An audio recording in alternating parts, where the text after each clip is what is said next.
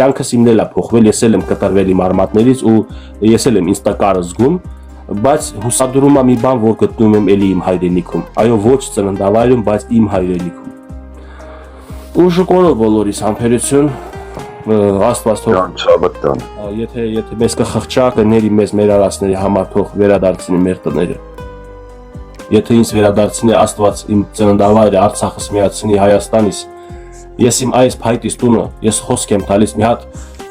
բազմազավակ ընտանիքի, աղքատ ընտանիքի կարիքավոր։ Այս տունը ոչ թե ծախելվեմ, այլ նվիրելվեմ։ Ինչպես մարդիկ չխնայեցին, ինձ օգնեցին իմ տունը ավարտին հասցնեմ, գումարներ ուղարկեցին, այդ մարդիկ հո չեն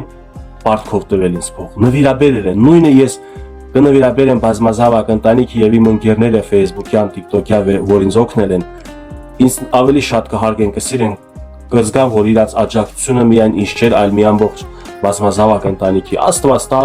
ես այդ հաջողությունը ունենամ, գնամ Արցախ, այս տունը նվիրաբերեմ մի շատ լավ բազմազավակ ընտանիքի, որ իրանք էլ ապրեն մեր հայրենիքը, մենք էլ գնանք մեր հայրենիքի մյուս հատվածում ապրենք, որը իմ ծննդավայրն է։